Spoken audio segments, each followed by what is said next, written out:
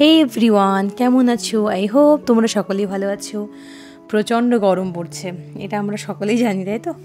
এতটাই গরম পড়ছে, এখন রোজা করা বেশ মুশকিল হয়ে যাচ্ছে। আজকে আমাদের বাড়িতে রান্না অনেকগুলোই হয়েছিল। রান্না অনেকগুলো বলতে আসলে যখন আমি মনে করি যে না, সারাদিনে কি করছি না করছি অত কিছু তো সম্ভব হয়ে থাকে না, অন্তত যখন আমি ইফতারির জন্য যা প্রস্তুতি যেগুলো হয় সেইগুলো যদি একটু কিছু তোমাদেরকে দেখানো যায় আর কি। তো ওই আর কি। আর এখন তো এই রোজার সময় তরমুজের সাথে যে রোজার কি সম্পর্ক বুঝতে পারি না। রোজা যখন যখন শুরু হয় তরমুজ ঠিক সেই সময়ে মানে হয় আর কি। এটা কিন্তু খুব ভালো ব্যাপার।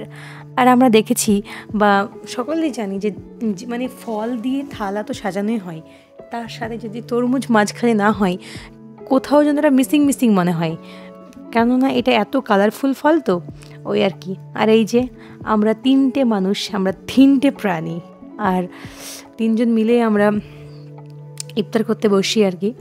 তো তার সঙ্গে সঙ্গে আমার বাচ্চারাও থাকে। যখন ভোরে সেহরি করতে উঠি তখনও তারা থাকে, যখন দুপুরে আমরা ঘুমিয়ে থাকি হয়তো টায়ার্ড থাকি তখনও তারা মেও মেও করে যায় খাওয়ার জন্য। আজকে যদিও এগরোল বানিয়েছিলাম কিন্তু শেপটা ভালো হয়েছিল না, এত তাড়াহুড়োতে মা এইগুলো আর কি, এই যে রুটিগুলো করেছিল একটু মোটা মোটা, খুব ঠিক হয়ে গেছিলো। এতটা ঠিক হলে খেতে ভালো লাগে না। আর তবুও যেমনটাই বানিয়েছিলাম সেটাই অনেক আর কি। রোজার মুখে যে খুব বেশি কিছু মনে হলো যে এগরোল খাবো মজা করে, কিন্তু সেরকম খুব একটা ভালো হয়েছিল না, দেখেই বুঝতে পারছো। তাই খেতেও পারিনি। আর মনেই হয় যে অনেক কিছুই খাবো কিন্তু শেষে কিছুই খাওয়া যায় না। যেই মুখে মানে পানি বলো বা জল বলো পড়ে যায় তখন সব কিছুই মনে হয় ওফ কি শান্তি। তবে হ্যাঁ, এই সময় তোমরা সকলে চেষ্টা করবে একটু একটু করে ড্রাই ফ্রুটস খাওয়ার, কেননা এগুলো শরীরকে অনেকটাই কি বলবো শক্তি যোগাবে। আর ফল তো অবশ্যই খাবে, যতটা যে যেমন পারবে ততটাই খাবে।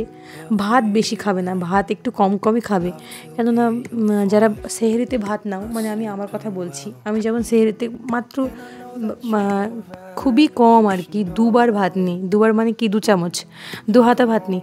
2 হাতা ভাত নিয়েই মনে হয়, কেননা তারপরে একটু কিছু মানে তারপরে আমি একটু ফল খাই হালকা, ওতে খাবার মানে এটা ভরে যায় আর কি। যে আমরা তো ভাত খেকো বাঙালি, তো ওই বেশি ভাত না খেয়ে অল্প ভাত খেয়ে তার সঙ্গে একটু শাকসবজি একটু ফলমূল নিয়ে নিই, ব্যাস, আর কিছু খাওয়া যায় না। তোমরাও সেরকম চেষ্টা করতে পারো, তাহলে এই রোজার মধ্যে তোমাদেরও ওয়েট কমতে পারে যারা আমার মতো ফ্যাটি আছো। আর এই যে আমার নতুন বাচ্চাগুলো হয়েছে কেমন হলো জানিও। Thank you.